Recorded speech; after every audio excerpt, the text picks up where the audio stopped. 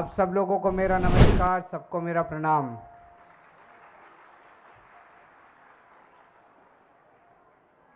पिछले कुछ महीनों से मैं कई बार गुजरात आया और गुजरात के लोगों का खूब प्यार मिल रहा है, हम लोगों को खूब सम्मान, खूब विश्वास मिल रहा है।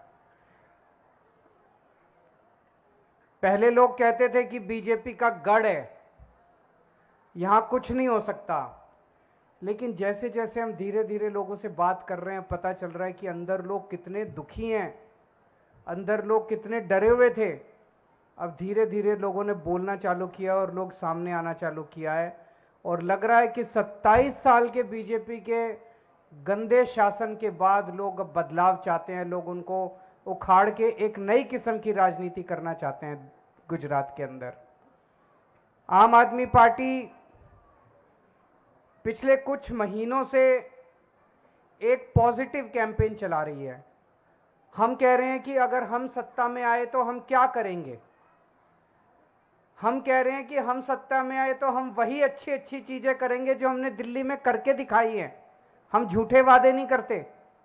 हम कह रहे हैं कि हम वही चीजें करेंगे जो पंजाब में कर रहे हैं हम लोग। हम झूठे वादे नहीं करते। हम स्कूल बनाएंगे, हम अस्पताल बनाएंगे, हम रोजगार देंगे, हम बिजली देंगे। जनता के मुद्दों की बात कर रहे हैं। बीजेपी कांग्रेस वाले वो बात नहीं करते। बीजेपी कांग्रेस वाले आते हैं, एक दूसरे को गालियां देते हैं, चले जाते हैं, जनता को तो कुछ मिलता नहीं है। और दोनों की सेटिंग है बीजेपी और कांग्रेस की। पहली बार लोगों को एक अच्छा विकल्प मिल रहा है। पहली बार लोगों को लगने लगा है कि हमारी समस्याओं का समाधान होगा। हम जनता के बीच में गए, जनता ने कहा कि बिजली बहुत महंगी है और इतनी महंगाई में हमसे अपने बिजली के बिल नहीं दिए जाते। किसी के घर में एक छोटा सा घर है, एक कमरे का घर है, उसमें एक पंखा, एक टीवी, एक फ्रिज, एक ट्यूबलाइट, और उसका 5,000 का 10,000 का बिल आ रहा है। वो अपना बच्चे पालेगा कि अपने बिजली के बिल भरेगा। तो हमने गारंटी दी, पहली गारंटी हमने दी कि जैसे दिल्ली में हमने सबकी बिजली मुफ्त कर दी, पंजाब में हमने सबकी बिजली मुफ्त कर दी, ऐसे गुजरात में हमारी सरकार बनेगी तो 3 महीने के अंदर गुजरात के लोगों की बिजली मुफ्त करेंगे।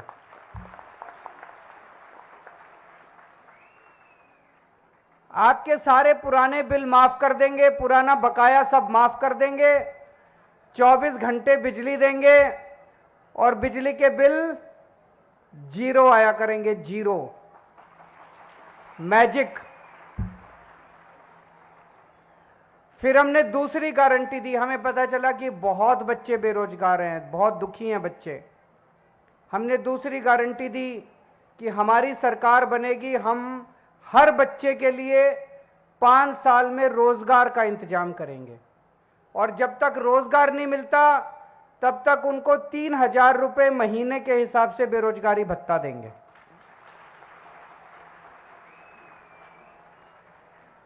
10 लाख सरकारी नौकरियों का इंतजाम करेंगे, उसकी भी पूरी प्लानिंग कर रखी है हम लोगों ने। फिर हम व्यापारियों से मिले। व्यापारियों ने कहा कि जी ये बहुत डराते हैं, धमकाते हैं, हमारे ऊपर रेड करते हैं। ये सब बंद करेंगे, रेड राज बंद करेंगे, व्यापारियों को धमकाना डराना बंद करेंगे, व्यापारियों को खुलेआम इज्जत से व्यापार करने की छूट देंगे। उनके व्यापारियों के जितने मुद्दे थे उनके ऊपर हमने बात की। फिर हम आदिवासी समाज में गए, आदिवासी समाज के मुद्दों की बात की। तो 4 गारंटी दे चुके हैं। आज 5वीं गारंटी है, महिलाओं के लिए गारंटी है। और महिलाओं के लिए हमारी गारंटी है कि आम आदमी पार्टी की सरकार बनने के बाद 18 साल से ऊपर की हर महिला को, जो महिला चाहेगी, उसे 1,000 रुपए हर महीने के हिसाब से उसके बैंक अकाउंट में दिया जाए। होना चाहिए कि नहीं होना चाहिए? ये बोलते हैं फ्री की रेवड़ी है। फ्री की रेवड़ी है कि अधिकार है, हक है? फ्री की रेवड़ी नहीं है, अधिकार है। आपका पैसा है, आपको वापस मिलना चाहिए।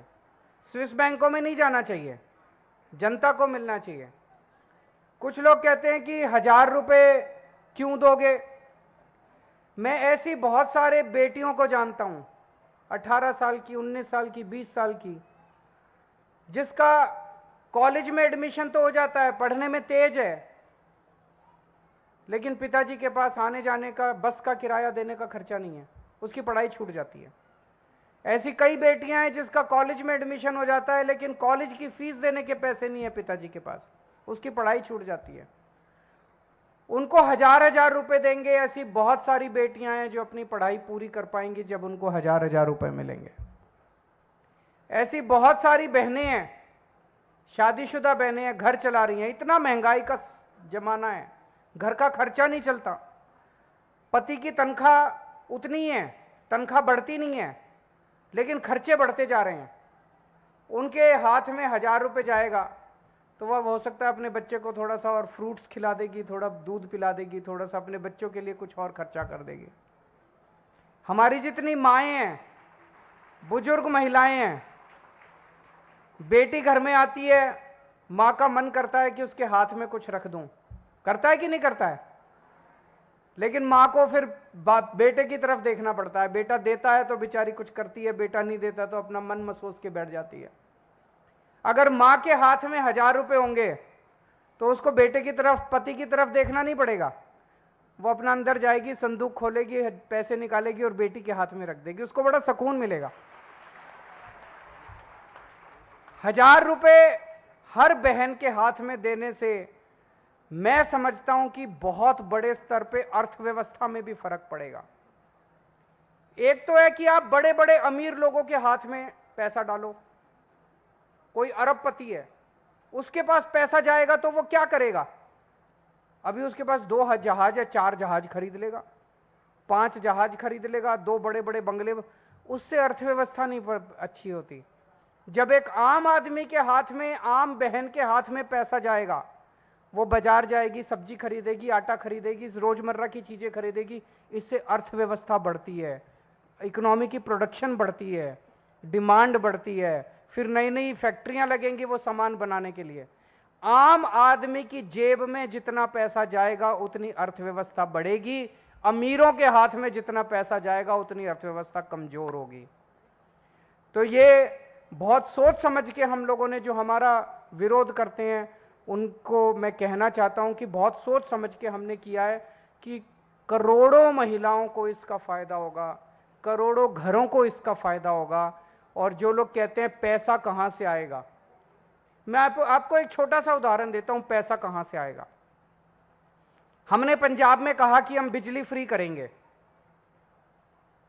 लोगों ने पूछा पैसा कहां से आएगा। मार्च में हमारी सरकार बनी पंजाब में। सरकार बनने के बाद अगले 3 महीने में, अप्रैल, मई और जून, पिछली साल अप्रैल, मई और जून में 15,000 करोड़ का टैक्स आया था। इस साल हमारी सरकार बनने के बाद, ईमानदार सरकार बनने के बाद, 15,000 के मुकाबले 21,000 करोड़ का टैक्स आ गया, 6,000 करोड़ एक्स्ट्रा आ गया। हमें पूरा साल बिजली मुफ्त करने के लिए बस 3,000 करोड़ चाहिए थे और 6,000 करोड़ आ गया 3 महीने में। पैसे की कमी नहीं है, पैसा बहुत है। ये लोग सारा पैसा अपने अमीर दोस्तों पे उड़ा देते हैं, उनके कर्जे माफ कर देते हैं, उनके टैक्स माफ कर देते हैं, जनता से जीएसटी लेते हैं और सारे पैसे अपने दोस्तों पे उड़ा देते हैं। ये बंद करेंगे, भ्रष्टाचार बंद करेंगे, ईमानदारी से सरकार चलाएंगे, जनता की सरकार चलाएंगे। मेरे को अब 7 साल हो गए दिल्ली सरकार चलाते हुए, एक ही चीज सीखा हूं, सरकार में पैसे की कमी नहीं है, नीयत की कमी है। अच्छी नीयत वाली सरकार आएगी, सब कुछ होगा। अब मैं एक और मुद्दा उठाना चाहता हूं। एक पुलिसकर्मी की बेटी ने मुझे एक खत लिखा है, उसने अपने पापा का दर्द लिखा है उस खत के अंदर, गुजराती में यह खत। मैं गोपाल भाई से कहूंगा कि उस खत को पढ़ के सुनाएं। ગુજરાતમાં છેલ્લા ઘણા સમયથી પોલીસ ગ્રીડ પે બાબતે પોલીસ જવાનોમાં અને એમના પરિવારની અંદર એક પીડા છે અને વારંવાર તેઓ પોતાની પીડા વ્યક્ત કરે છે, પરંતુ સરકારમાં બેઠેલા ભાજપના માણસો દ્વારા વારંવાર પોલીસને દબાવી દેવામાં આવે છે, બદલીઓ, સસ્પેન્શન, ખોટી એફઆઈઆરો। પરંતુ આજે પોલીસ પરિવારમાંથી કોઈ એક દીકરીએ અરવિંદજીને એક પત્ર લખ્યો અને એ સોશિયલ મીડિયામાં પણ મૂક્યો, મને પર્સનલી મોકલ્યો. મેં અરવિંદજીને વાત કરી કે ગુજરાતમાં પોલીસ પણ ખૂબ પીડાય છે અને હું પોતે પણ પોલીસ તરીકે અગાઉ નોકરી કરી ચૂક્યો છું, એટલે વિશેષ લાગણીથી મેં અરવિંદજીને વિનંતી કરી અને આજે એ પત્રમાં લખ્યું છે, આદરણીય કેજરીવાલજી, દિલ્હી મુખ્યમંત્રી, જય હિન્દ સાહેબ. સાહેબ, આપ પર અમને સમગ્ર ભારત ગૌરવ લઈ રહ્યું છે. ત્યારે ટૂંકમાં એટલું જ કહેવાનું કે આપ ગુજરાતની પોલીસની સ્થિતિ, નોકરીના કલાકો, પોલીસનો પગાર, તેમના ભથ્થા અને પોલીસ ફોર્સનો દુરુપયોગ આ વિશે માહિતી પ્રાપ્ત કરશો જી. આપ પણ ચોંકી ઉઠશો કે સમગ્ર ભારતમાં ગુજરાત પોલીસની સ્થિતિ શું છે. હવે 2023માં ગુજરાતમાં આમ આદમી પાર્ટીની સરકાર બનવાની છે, તે નિશ્ચિત છે. ત્યારે આપ ગુજરાત પોલીસની વેદનાને સમજીને એમને ન્યાય અપાવશો જી. અમને હવે માત્ર આપ પર ભરોસો અને છેલ્લો વિશ્વાસ રહ્યો છે, કેમ કે આપ સત્યના ભેખધારી છો. કેમ કે ત્યારે અમે આપશ્રીના મુખ દ્વારા આ વાત સાંભળવા માંગીએ છીએ, પોલીસની નાનકડી દીકરીના વંદન. તો પોલીસ પરિવારની એક દીકરીએ પોતાના પિતા વતી વેદના માનનીય અરવિંદ કેજરીવાલજીને રજૂ કરી છે. આ બાબત દર્શાવે છે કે ગુજરાતમાં સરકારમાં બેઠેલા જે કોઈ પણ લોકો છે એમના ઉપર કોઈને ભરોસો નથી. હવે આખા દેશને અને ગુજરાતના તમામ લોકોને ભરોસો માનનીય અરવિંદ કેજરીવાલજી ઉપર છે. એટલે એમણે અરવિંદજીને વિનંતી કરી છે અને વાત સાચી છે કે 12-12, 15-15, 20-20 કલાક સુધી પોલીસ જવાનો પાસે નોકરી લેવામાં આવે છે. બદલામાં મામૂલી પગાર 20,000 ફિક્સેશન 5 વર્ષ સુધી. 5 વર્ષ પૂરા થાય તો 21,000 રૂપિયા. કંઈક બોલીએ તો સસ્પેન્ડ થઈ જાય, બદલી થઈ જાય, ઠપકો આપવામાં આવે, પીજાફો અટકાવી દેવામાં આવે. આવી રીતે ગુજરાતની પોલીસને ખૂબ હેરાન કરવામાં આવે છે. એક તરફ પોલીસ ઈમાનદારીથી પોતાનું કામ કરે છે, ગુજરાતને સુરક્ષિત રાખે છે, ગુજરાતની બહેનો, ગુજરાતના સામાન્ય માણસોના જીવનને સુરક્ષિત રાખવાનું કામ કરે છે. જીવના જોખમે ગુજરાતની પોલીસ સારું કામ કરે છે. ડ્રગ્સ માફિયાઓને પકડે છે, બુટલેગરોને પકડે છે. તમામ પ્રકારે ગુજરાત પોલીસ પોતાનું યોગદાન આપે છે. બદલામાં માગે છે શું? એક નાનકડો એવો ગ્રેડ પગાર કે ગ્રેડ પે વધી જાય, 5 પૈસા ઘરમાં વધારે આવે તો બાળકોને ભણાવી શકાય. આજે માનનીય અરવિંદ કેજરીવાલજીએ ગુજરાત પોલીસની વેદનાને સાંભળી છે. હું માનનીય અરવિંદજીને વિનંતી કરું આગળની વાત કરે. आपने इस बेटी के खत को सुना. सबसे पहले तो मैं उसे कहना चाहता हूं कि आपने हिम्मत करके मुझे चिट्ठी लिखी और आपने हमारे ऊपर इतना विश्वास जताया कि आपने अपने गुजरात के मुख्यमंत्री को नहीं लिखा, आपने दूसरी पार्टी वालों को नहीं लिखा, आपने हमें लिखा और कहा कि हमें आपसे उम्मीद है. मैं आपका तहे दिल से बच्चे शुक्रिया अदा करता हूं और मैं ये कहना चाहता हूं कि आपके इस विश्वास को हम टूटने नहीं देंगे, आपके विश्वास को हम पूरा बढ़ाएंगे. मैं गुजरात के सभी पुलिसकर्मियों को भी कहना चाहता हूं, मेरे को कई सारे पुलिसकर्मी मिलते हैं, अकेले में मिलते हैं. सब लोग कहते हैं कि अब आम आदमी पार्टी से ही उम्मीद है. वो लोग सामने नहीं आ सकते, उनकी मजबूरी है. मैं उन सबको कहना चाहता हूं कि आप एक बार लग के अपने अपने तरीके से जो जहां है वहां काम करते हुए अपनी नौकरी को खतरे में नहीं डालना. आप अपने अपने तरीके से आम आदमी पार्टी को समर्थन कीजिए, आम आदमी पार्टी को सरकार बनाने के लिए पूरा दम लगाइए. मैं आपको भरोसा देता हूं कि जो अभी 20-20 हज़ार रुपये महीना एक पुलिस वाले को एंट्री पे तनख्वाह मिलती है. 20,000 रुपये में क्या होता है? 20,000 रुपये में तो कुछ भी नहीं होता. एक पुलिस वाला अपने घर का खर्चा कैसे चलाएगा? पूरे देश में सबसे कम तनख्वाह पुलिस में, सबसे कम तनख्वाह गुजरात में मिलती है और सबसे कठिन परिस्थितियों के अंदर गुजरात पुलिस काम कर रही है. हमारी सरकार बनेगी, पूरे देश में जो सबसे बेस्ट तनख्वाह मिलती है किसी भी राज्य के अंदर, वो गुजरात के अंदर लागू करेंगे. गुजरात की पुलिस को उनको पूरी तनख्वाह दिलाएंगे, उनके वर्किंग कंडीशन को सुधारेंगे और फिर हम उम्मीद कर सकते हैं कि वो गुजरात के लोगों की सुरक्षा अभी भी अच्छी कर रहे हैं, लेकिन और मुस्तैदी के साथ और अच्छे तरीके से वो गुजरात के लोगों की रक्षा करेंगे. अभी मेरी उन सबसे विनती है, आप जहां भी हैं, जैसे भी है, काम करते रहिए और अंदर खाने जैसे जैसे हो सकता है आप आम आदमी पार्टी की सरकार बनाने में मदद करें. कि थोड़ा सा दंग रह गया था. योगी जी, प्रधानमंत्री जी ने खुल के बोला है कि भाई ये फ्री की चीजें नहीं होनी चाहिए. और योगी जी ने कहा है कि भाई हम तो देंगे। तो पता नहीं लगता है कुछ लड़ाई झगड़ा हुआ है या क्या है, मैं तो जानता नहीं हूँ। वो तो उन्हीं से, आप ये प्रश्न उन्हीं से पूछिए कि उन्होंने अपने बॉस के खिलाफ ऐसे क्यों काम किया। उसका जवाब मैं तो नहीं दे सकता। कि हम तुरंत पुलिस, गुजरात पुलिस के कर्मचारियों को, अधिकारियों को, पूरे देश में जिस राज्य में सबसे अच्छी तनख्वाह मिलती है उसके बराबर तनख्वाह करेंगे अपने गुजरात पुलिस कर्मियों को। एक तो महिलाओं का कुपोषण है, एक बच्चों का कुपोषण है। आज एक महिला के हाथ में पैसे नहीं है। एक महिला सबसे ज्यादा प्यार अपने बच्चे से करती है। मां सबसे ज्यादा प्यार अपने बच्चे से करती है और अपने बच्चे के लिए वो कुछ भी कर सकती है। आप सोच के देखो, कल्पना करके देखो, अगर एक मां के हाथ में 1000 रुपए आ गए, वो अपने बच्चे को, सबसे पहले अपने बच्चे को अच्छा खाना खिलाएगी, कहीं से भी लाके खिलाएगी कि मुझे लगता है कुपोषण की बीमारी को दूर करने का सबसे अच्छा तरीका यही है। उसके हाथ में पैसे रख दो थोड़े बहुत, आप उसको कुछ हम तरह तरह की स्कीमें बनाते हैं, सरकारी योजनाएं बनाते हैं। सबसे अच्छी योजना कुपोषण को दूर करने की, मैं आपको बता रहा हूं, यही साबित होगा। घटनाएं घट रही हैं वो ये दिखाता है कि भारतीय जनता पार्टी बहुत अहंकारी होती जा रही है और उसके अहंकार की वजह से जनता भी उससे दुखी होती जा रही है देश भर में, और दूसरी उसकी सहयोगी पार्टियां वो भी उनका साथ छोड़ती जा रही हैं।